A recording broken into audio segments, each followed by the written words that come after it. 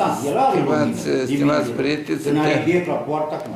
suntem în biroul primarului de la Pungești. Nu mai dați, nu. Ia uite-l.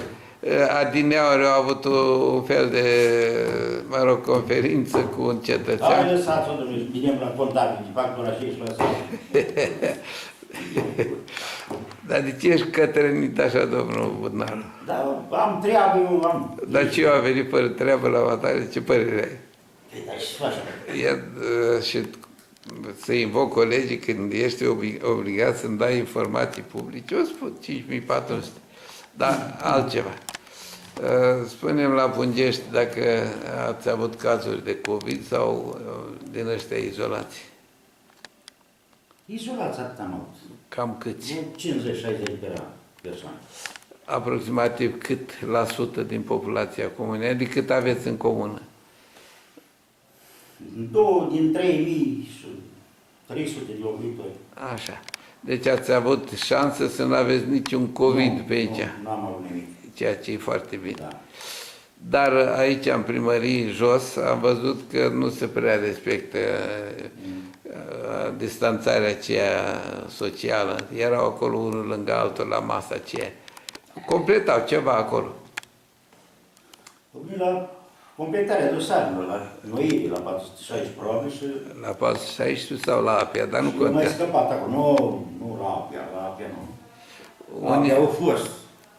Unii primari au scos afară toată activitatea, pe câte un scaun, pe câte o masă. Păi așa le-am spus și eu acolo, dar eu știu, n-am mai fost jos.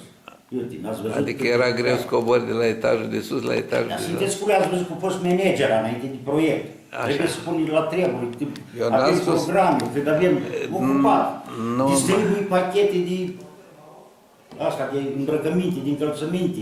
Am fost dincolo, la primăria veche. Acolo ce ați mai făcut în primăria veche? Am amenajat un punct de acces prin un program, prin proiectul COCU. Am un cabinet medical, deci dotat, am făcut analize, consultații la adulți, cât și la tineri, la elevi, la toți elevii din comună. Am luat la cunoștință de proiect și de conducerea proiectului, acum câteva vreme în urmă. În ce stadiu se mai află proiectul ăsta? El trebuia să închide proiectul în februarie, dar din cauza pandemiei se va prelungi până prin mai, iunie. Anul viitor. Da. Bănuți aveți? Nu s-au putut desfășura multe activități din cauza pandemiei. Așa. Am văzut că împrejur câmpul e frumos la dumneavoastră. Prognozați un an agricol? Până acum, da, e bine, e bine. Producția e pe egal, adică de grâu și doar jos fie mai slăbuță, dar asta culturile de porumb, floarea soarelui, viile, au promisiuni mari, promit mult recoltă. Așa. Văd că aveți o carte în față. Ce e cu ea? Dacă vreți să arătați-o cu coperta. De Constantin Hușanu, da? Fiul al comunii Pungești, din satul Cursăș Vale. Dânsul locuiește la Iași, s-a gândit, s-a depus efort dumnealui să facă o biografie pungeșteană, de ieri și de azi. Da, am văzut cartea, mulțumesc că mi-ați arătat-o, chiar lăudați-vă cu ea că aveți multe personalități. Da. Și o să acordăm o sumă de bani la bugetul local, din capitolul cultură, să achiziționăm și noi 100 de volume la nivel de comună. Așa ar trebui să faceți. Să le punem la biblioteca comunală, la biblioteca școlară, cât și la cetățeni din comună. Dar cu Ștefan Boboc Punceșteanu, și el a scris despre el. Acum nu mai vine ultimul timp, nu a venit de mulți ani. Înainte venea în fiecare vară, mai stăteam de vorbă cu el, deci acum nu mai. Domnia ta, ca primar, ce personalități știi în comuna Pungești? Să știi, pe Talaz, poetul Talaz. Ai auzit de el, dacă e dus de mult, de mult. E mult, de mult de dus. Așa. Uite, domnul Hușanu, iar Constantin. Mai sunt persoane care am acordat titlul de onoare de Cetățean de onoare. Cetățean de Am onoare, văzut, Comunii da. Pungești. Gârdzără Olga, care a editat multe cărți, care mi-a fost sportivi, iar am avut pe Lavric, Mirela Lavric, care e campioană națională, balcanică. De mai multe ori, da? Mai multe ori. Da, de Constantin Tănase? Din Constantin Tănase, care a fost din Bursăș Vale, Așa e, înțeles învățător. așa e. Da, E bun că mai știți. da, da. Deci, domnul primar, deocamdată ar trebui viceprimar cu atribuții de primar. Dar mă ești primar în toată puterea cuvântului. Dacă ar fi unul răuvoitor sau unul binevoitor, să zic, dom'le, arătați-mi și mie ca primar ce am făcut cel mai bine, singurul sau cel mai important lucru din activitatea mea de primar. Da. De când, De când ești matale, că l-ai urmat pe vechiul primar și că vreo 2 ani. cel mai frumos lucru și care a avut efect la populație, eu cred că a fost iluminatul public, care a făcut un iluminat modern, Cu LED-uri sau... cu LED-uri, pe bază de LED-uri. Am montat circa 650 de lămpi în comun, în toate satele. Luminează foarte frumos și oamenii se foarte bucuros cu ceasuri programatoare, deci 2 minute pe zi, dacă crește ziua, ele se stă mai repede sau economice. Și totuși cetățeanul... Nu era niciun bec de aici acolo câte unul. Și era... Cetățeanul zicea că aveți acolo un colț de stradă care nu are curent. Trebuie Îți case noi, Acolo trebuie extindere, trebuie pus 3 stâlpi. îți case Este noi, investiții. Nu e casă nouă, e veche, dar au curent, vine pe altă parte, dar aici la stradă, unde vrei el vechi, trebuie că vor extins iluminatul public, deci fie iluminat public. Trebuie 3 stâlpi.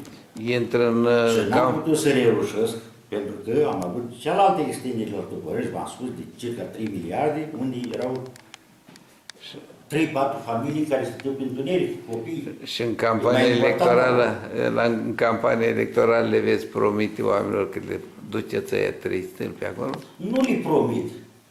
Niciodată eu n-am să promit. Dacă pot, am să fac. Atât. Da. Dacă voi avea bani, fac, dar nu promit. Sunt promisiunile. Cu apa se rezolvă totuși? Că am înțeles că aveți probleme cu conductele.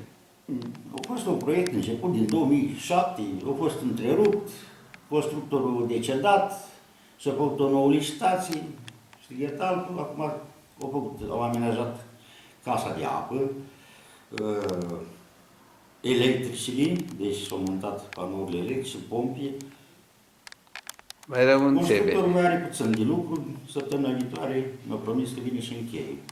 Rămâne stația de tratare care costă circa 4 miliarde. Aia nu mai avem bani. Dar Și la atunci- august dăm drumul și spunem apă nu este potabilă sau nu este de consum. Da. Domnul primar, ne cunoaștem cam de vreo 30 de ani, cred. Dar vă văd încrâncenat așa, ce se întâmplă? Da, un grâncenat.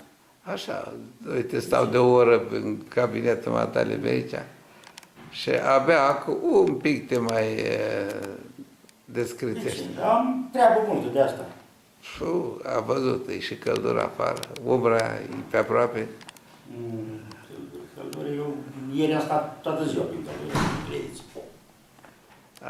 Am prin proiectul POPU 10 case de electrificat. Așa. Deci, cu Unde? bani din partea Unde? proiectului, nu era bursat. În ce sat? Și am mers cu specialistul de la Ion, în teren, i-am făcut măsurătorile, evaluări și ieri am stat toată ziua prin soare. Ai făcut și pe primar. 3, acolo 2, la Cursăști, la Toporăș 4, aici la Pungești și restul. Și am făcut o evaluare, să vedem cum stăm cu bani, cât costă fiecare. Aha. Deci vorbim de realizarea cea mai frumoasă cu iluminat. Iluminatul de colmatare râului Racova, care a inundat toate șesurile la Siliștea, Armășoaia. Deci, Aveți buldoi excavatorul vostru? Nu, de la Aprii Românii. Deci, un care-i excavator contribuție? mare, Păi care-i contribuția primarului dacă apele române Dar eu îți plătesc motorina, eu plătesc lubrifianții, eu plătesc deplasarea de serventului, de pe utilaj. N-ați Deci, avut noroc, între ghilimele noroc, de ploi multe și Da, am astfel. avut, cum nu? În perioada 17, 21, parcă eu... Au rupt intermedii. drumuri ceva? Păi cum, n-am drumuri avariate pe la Toporăști, au dat 80 de litri în jumătate de oră pe metru pătrat. Mai sunt piedici primarul să plece de acasă. Mi-au venit comisii, deci am solicitat comisii, am făcut evaluare în teren, am încheiat proces verbal Așa. de distrugere a drumurilor. N-ai făcut jumătate asfalt acolo, în tot satul Toporăști din care provii? Dar este drum asfaltat acolo. Până în centru, dar restul Dom'le, este de la Moara Sima până la Cursăși Vale. Deci, Moara Sima, Toporăști, Cursăși Deal, Cursăși Vale. Care leagă 3 sate. Ei bine. Păi, da. Dar Toporăști tot nu-i bine asfaltat, să rămânem clar. N-ai vrut, n-ai putut. Spune drept, doar nu-ți face nimeni niciun rău. Deci eu l-am făcut, domnule, că e făcut asfaltul ăla din 2004. Toate ulițele alea sunt făcute? Care uliță? La Toporăști. Păi cum nu sunt petruite acum? A, pietruite e altceva. Da. Așa. Da. Nu erau petruite înainte. Eu le-am petruit. Și pe vale, pe unde se putea circula. Ai zis că nu-ți place să faci campanie electorală. De ce? Nu. Nu, pentru că sunt un om care lăs alegătorii să decide singur, nu, fără influență, fără nimic. Ori ești prea stăpân că vei ieși, ori chiar nu-ți Nu prea stăpân. pasă de funcție. Iubesc, cum să spun eu, situația în care nu te rogi de cineva sau nu promiți, lași omul să gândească liber, independent. Am o întrebare așa de om cam din aceeași categorie. Să zicem că salariul de primar ți-ar lipsi.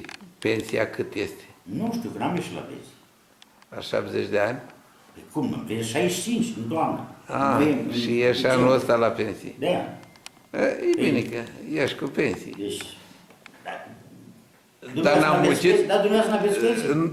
Ba, Ei. deci ideea este... Este un drept al meu. Dar bineînțeles, absolut Da. de acord. Bun. Eu sper că vin zilele, săptămânile următoare, mai ales că aici aveai o directoare de școală foarte activă.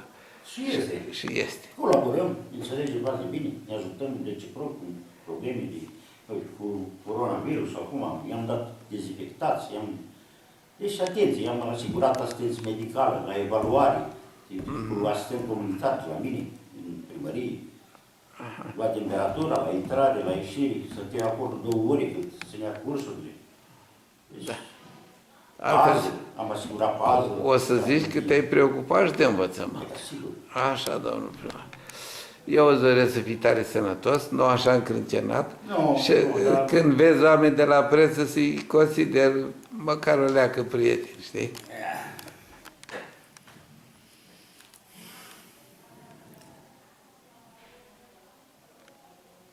Eu sunt atent ce figuri faci să trăiești, domnul Budnar.